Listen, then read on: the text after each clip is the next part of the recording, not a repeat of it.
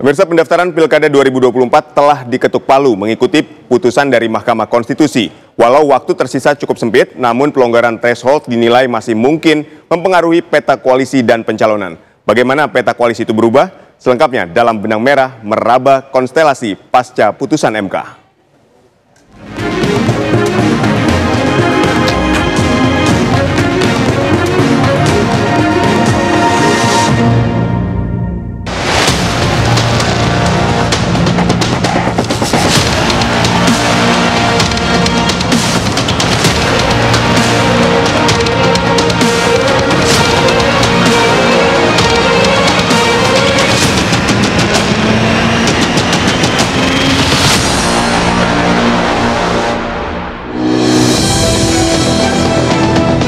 Dewan Perwakilan Rakyat DPR urung menggelar rapat paripurna pada Kamis 23 Agustus 2024 lantaran tidak memenuhi persyaratan quorum dan kemudian diiringi dinamika politik yang begitu cepat.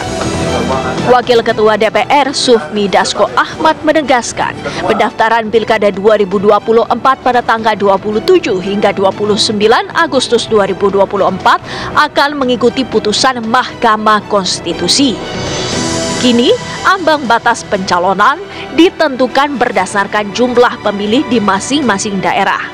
Rentang ambang batas antara 6,5 hingga 10% dari total suara sah pemilu sebelumnya. Karena pada hari Selasa, tanggal 27 Agustus 2024, kita sama-sama tahu sudah pada tahapan pendaftaran Pilkada. Nah, oleh karena itu kami tegaskan sekali lagi, karena kita patuh dan taat dan tunduk pada aturan yang berlaku, bahwa pada saat pendaftaran nanti karena RUU Pilkada belum disahkan menjadi undang-undang, maka yang berlaku adalah hasil keputusan Mahkamah Konstitusi Judicial Review yang diajukan oleh Partai Buruh dan Partai Gelora.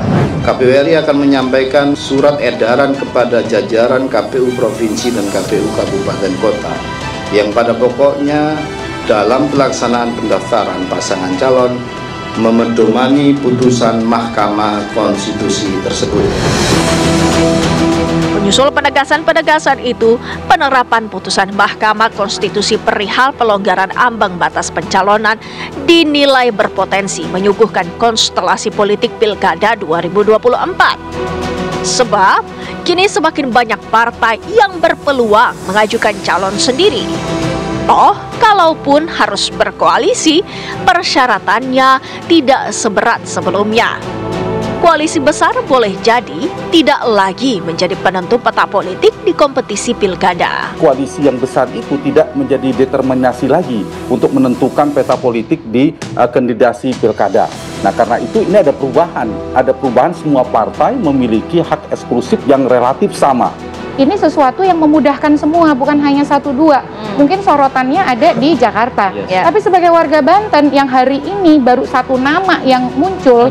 Sementara partai lain mengklaim mereka tidak bisa mendapatkan akses itu karena kursi atau suaranya kurang, ya kami bergembira. Meski begitu, pelonggaran ambang batas pencalonan ini dinilai belum maksimal dimanfaatkan partai-partai politik menyodorkan kader sendiri untuk berkompetisi. Saya kira juga berkaitan dengan banyaknya partai-partai yang baru saja menggelar entah itu kongres atau muktamar atau munas, dan ada semacam ketakutan yang saya kira juga sangat beralasan. Kalau misalnya mereka tidak solid, itu akan diganggu tingkat legitimasi, terutama di mata pemerintah. Jadi hal-hal semacam ini saya kira yang membuat saya punya kesimpulan efek putusan MK tidak cukup maksimal, terutama dalam menyodorkan pilihan yang beragam kepada masyarakat. Perlu disadari, perlu diterima bahwa untuk mencalonkan seseorang menjadi pimpinan daerah dari partai politiknya juga perlu keberanian dari partai tersebut. Keberaniannya itu tidak hanya dari sisi katakanlah elektoral saja, tapi juga keberanian secara politis. Di daerah itu kan banyak yang tidak linier koalisinya. Karena tadi saya sampaikan ada cross koalisi, contohnya yang paling nyata itu di Jawa Barat. Nah, tentu juga di beberapa daerah. Dampak putusan MK ini juga selain di daerah-daerah ibu kota seperti Jakarta, di kabupaten kota yang selama ini dimungkinkan munculnya calon tunggal, itu kemudian tidak lagi ada calon tunggal. Karena dengan threshold yang diputuskan MK itu membuat partai politik itu bisa mengusung calonnya sendiri. Itulah yang membuat kemudian pilihan-pilihan masyarakat itu semakin banyak. Sulit dipungkiri, pemilihan gubernur Jakarta paling disorot.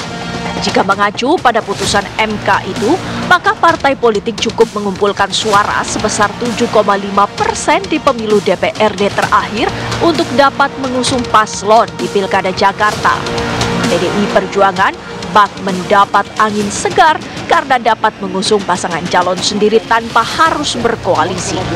Diketahui perolehan suara dan kursi PDI Perjuangan di DKI pada pemilu lalu sebesar 14,15% atau setara 15 kursi. PDI Perjuangan tentu tak ingin melewatkan kesempatan berharga ini. Pada tanggal 20 Agustus kemarin, tepat setelah 1 jam putusan Mahkamah Konstitusi, saya ditugaskan oleh partai untuk bertemu secara langsung dengan Mas Anies Baswedan untuk menjajaki kemungkinan kerjasama itu. Saya sebut kemungkinan kerjasama itu karena memang banyak kader di PDI Perjuangan yang juga sebenarnya siap untuk dikontestasikan di dalam Pilkada DKI Jakarta ini. Anies Baswedan yang santer dikabarkan bakal diusung PDI Perjuangan berdampingan dengan Rano Karno batal dideklarasikan pada H-1 pendaftaran.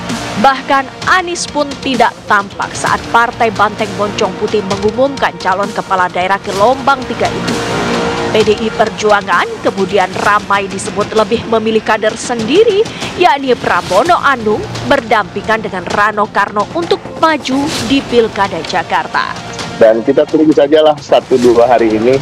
Memang PDI Perjuangan selalu berada dalam posisi di ujung ketika bukan hal-hal yang sifatnya strategis. Dan ini kan bukan hanya Jakarta yang belum kami putuskan, ada Jawa Timur juga, ada kawasan Jawa Barat.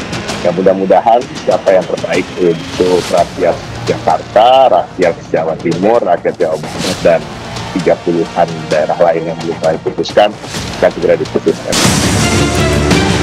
Putusan MK soal ambang batas dipercaya menguntungkan semua bangsa Indonesia karena berlaku untuk seluruh masyarakat di Republik ini. Mereka yang memiliki integritas dan kecakapan kepemimpinan waktunya tampil ke depan mengalirkan semangat perbaikan.